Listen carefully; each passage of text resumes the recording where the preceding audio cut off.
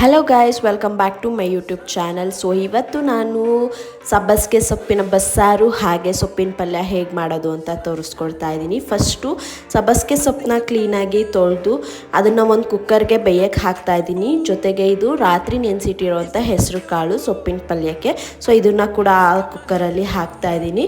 ಜೊತೆಗೆ ಇಲ್ಲಿ ಸಾಂಬಾರ್ಗೆ ಬೇಕಾಗಿರೋಷ್ಟು 3 ಟೊಮ್ಯಾಟೊ ತೊಗೋತಾ ಇದ್ದೀನಿ. ನೀವು ಕೂಡ ಹುಳಿ ನೋಡಿಬಿಟ್ಟು ತೊಗೊಳ್ಳಿ ಎಷ್ಟು ಬೇಕು ಅಂತ. ಹಾಗೆ ಇಲ್ಲಿ 2 ಹಸಿಮೆಣಸಿನ್ಕಾಯಿ ಹಾಗೆ ಸ್ವಲ್ಪ ಉಪ್ಪನ್ನ ಹಾಕಿ ಆಮೇಲೆ ನೀರನ್ನು ಹಾಕಿ ನಾನು ಇಲ್ಲಿ ಬೇಯಕ್ಕೆ ಇಟ್ಕೊತಾ ಇದ್ದೀನಿ. ಒಂದು 2 ವಿಷಲ್ ಆದರೆ ಸಾಕು, ಸೊಪ್ಪು ಬೇಯ್ದುಬಿಡತ್ತೆ.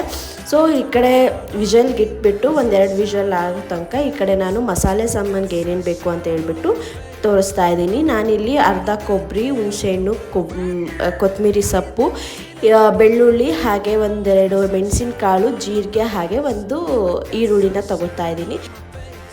ಸೊ ಇದಾದಮೇಲೆ ಇದನ್ನೆಲ್ಲ ಹಸಿ ವಾಸನೆ ಹೋಗೋ ತನಕ ಫ್ರೈ ಮಾಡ್ಕೋಬೇಕು ಸ್ವಲ್ಪ ಎಣ್ಣೆ ಹಾಕಿಬಿಟ್ಟು. ಸೊ ನಾನಿಲ್ಲಿ ಎಲ್ಲ ಐಟಮ್ಸ್ನು ಫ್ರೈ ಮಾಡ್ಕೋತಾ ಇದ್ದೀನಿ. ಹುಣಸೆ ಹಣ್ಣು ಮತ್ತು ಕೊತ್ತಂಬರಿ ಸೊಪ್ಪನ್ನ ಬಿಟ್ಬಿಟ್ಟು, ನೆನಪಿರಲಿ ಹುಣಸೆ ಹಣ್ಣು ಕೊತ್ತಂಬರಿ ಸೊಪ್ಪನ್ನ ಬಿಟ್ಬಿಟ್ಟು ಎಲ್ಲದನ್ನೂ ಸ್ವಲ್ಪ ಹಸಿ ವಾಸನೆ ಹೋಗೋ ತನಕ ಚೆನ್ನಾಗಿ ಫ್ರೈ ಮಾಡ್ಕೊಳ್ಳಿ. ಸೊ ಸ್ವಲ್ಪ ಎಣ್ಣೆ ಹಾಕ್ಬಿಟ್ಟು ಇದನ್ನೆಲ್ಲ ಫ್ರೈ ಮಾಡ್ಕೊಳ್ಳಿ. ಸೊ ಸ್ವಲ್ಪ ಈರುಳ್ಳಿ ಬಂದುಬಿಟ್ಟು ಗೋಲ್ಡನ್ ಕಲರ್ಗೆ ಬರಬೇಕು, ಆ ಥರ ಫ್ರೈ ಮಾಡಿಟ್ಕೊಂಡು ಒಂದು ಪ್ಲೇಟಲ್ಲಿ ಸೈಡಲ್ಲಿ ಎತ್ತಿಟ್ಕೊಂಡ್ಬಿಡಿ ತಣ್ಣಗಾಗೋಕ್ಕೆ.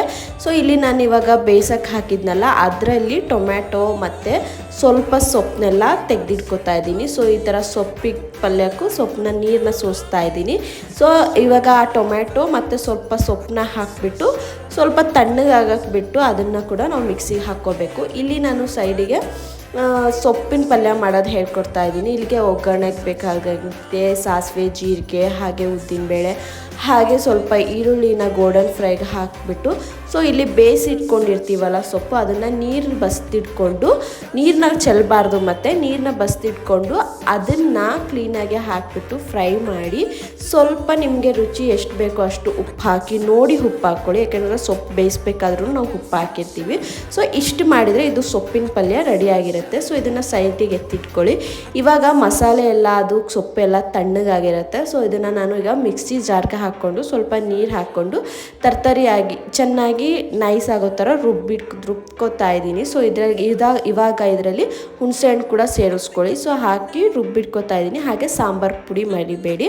ಸೊ ಇಲ್ಲಿ ನಾನು ಸೊಪ್ಪು ಬೇಯಿಸಿದಂಥ ರಸಕ್ಕೆ ನೀರಿರುತ್ತಲ್ಲ ಅದಕ್ಕೆ ರುಬ್ಬಿಟ್ಕೊಂಡಿರೋಂಥ ಮಸಾಲೆನ ಹಾಕಿಬಿಟ್ಟು 1-2 ವಿಷಲ್ನ ಹಾಕ್ಕೊತಾ ಇದ್ದೀನಿ. ಹಾಗೆ ನಿಮ್ಗೇನಾದರೂ ಉಪ್ಪು ಬೇಕು ಅಂದರೆ ಉಪ್ಪು ಕೂಡ ಹಾಕ್ಕೊಳ್ಳಿ. ನಾನು ಇಲ್ಲಿ ಉಪ್ಪು ಹಾಕ್ಕೊಳ್ತಾ ಇದ್ದೀನಿ. ಹಾಗೆ 2 ವಿಷಲ್ ಬಿಟ್ಟು ಒಗ್ಗರಣೆ ಹಾಕಿದರೆ ಸೊ ಬಸ್ಸಾರು ರೆಡಿಯಾಗಿರುತ್ತೆ. ತುಂಬಾ ರುಚಿಯಾಗಿರುತ್ತೆ. ಇದಕ್ಕೆ ರಾಗಿ ಮುದ್ದೆ ಮಾಡಿಕೊಂಡ್ರೆ ಒಳ್ಳೆ ಕಾಂಬಿನೇಷನ್. ನೋಡಿದ್ರಲ್ಲ ಫ್ರೆಂಡ್ಸ್, ಇದಾಗಿತ್ತು ಇವತ್ತಿನ ವಿಡಿಯೋ ಇಷ್ಟ ಆಗಿದ್ರೆ ಲೈಕ್ ಮಾಡಿ, ಶೇರ್ ಮಾಡಿ ಹಾಗೆ